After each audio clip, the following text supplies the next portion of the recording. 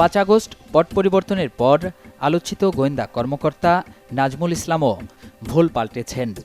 অথচ গত 16 বছরে নাজমুল ইসলাম সরকার বিরোধী মত দমনে অনলাইনে পাহারাদারের মূল ভূমিকায় ছিলেন।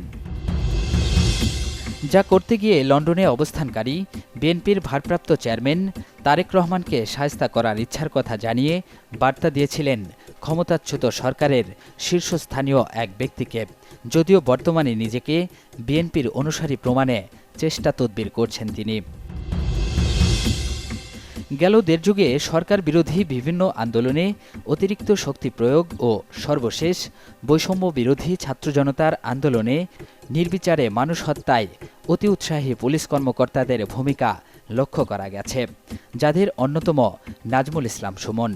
বিতর্কিত এই গোয়েন্দা কর্মকর্তার বিরুদ্ধে এরই মধ্যে হত্যাসহ একাধিক মামলা হয়েছে, তবে এখনও আইনের আওতায় আসেননি তিনি।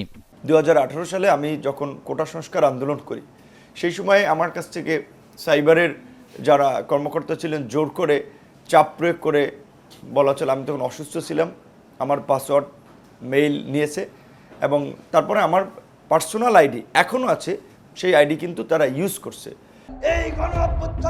ঢাকা বিশ্ববিদ্যালয় ছাত্র সংসদের সবশেষ ভিপি নুরুল হক নূর 2018-র কোটা আন্দোলনের মধ্য দিয়ে সবার নজরে আসেন। এরপর থেকে সরকার বিরোধী নানা কর্মকাণ্ডে সামনের কাতারে দেখা গেছে তাকে, যে কারণে রাজনৈতিক হয়রানির পাশাপাশি আইন শৃঙ্খলা রক্ষাকারী বিভিন্ন সংস্থার প্রাইম টার্গেটে পরিণত হন নূর। এরপরও থামেনি তার পথচলা, গঠন করেন রাজনৈতিক দল গণ অধিকার পরিষদ। সরকারের যে নজরদারি এবং নিয়ন্ত্রণ ছিল গোয়েন্দা সংস্থার মাধ্যমে মানুষকে হয়রানি করা, হেনস্থা করা, তাদের টাকা অ্যাকাউন্ট থেকে উঠিয়ে নেওয়া, এই ঘটনায় যারা জড়িত ছিল অবশ্যই তাদের কিন্তু একটা দৃষ্টান্তমূলক শাস্তি হওয়া দরকার, তাদের বিরুদ্ধে ব্যবস্থা নেওয়া দরকার। কখন কিভাবে এবং কারা আইনশৃঙ্খলা বাহিনীর রোষানলে পড়েছেন তা ততক্ষণ পর্যন্ত জানা যায় না, যতক্ষণ না ভুক্তভোগী অভিযোগ করেন কিংবা মামলা করেন। তবে ভিপি নূর ডিবি কর্মকর্তা নাজমুল ইসলামের বিরুদ্ধে ঠিকই মুখ খুলেছেন।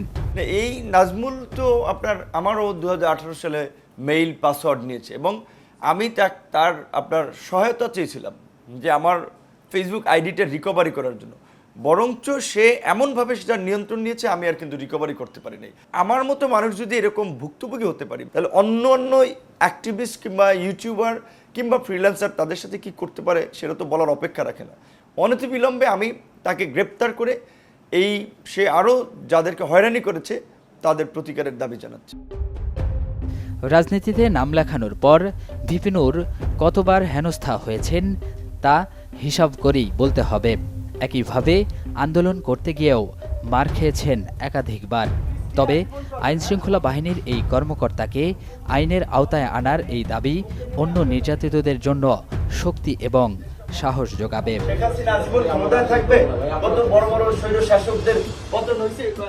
অনুসন্ধানে পাওয়া তথ্য উপাত্ত নিয়ে কথা বলতে ডিসি নাজমুলের সাথে কয়েক দফায় যোগাযোগ করে টিম সার্চলাইট, তবে রাজি হয়েও শেষ পর্যন্ত বক্তব্য দেননি। উল্টো টিম সার্চলাইটের প্রতিবেদনটি বন্ধে নানা মাধ্যমে চেষ্টা তদবির চালাতে থাকেন।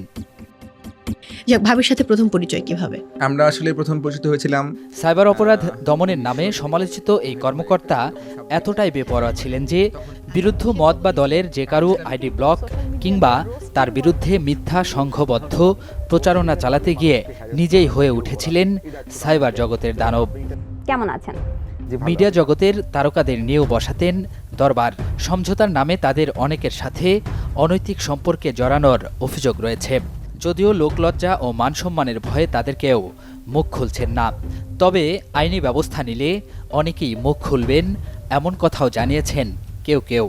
তাই রাষ্ট্রকেই গোয়েন্দা কর্মকর্তা নাজমুলের অপরাধের যথোপযুক্ত বিচারে ভূমিকা নিতে হবে।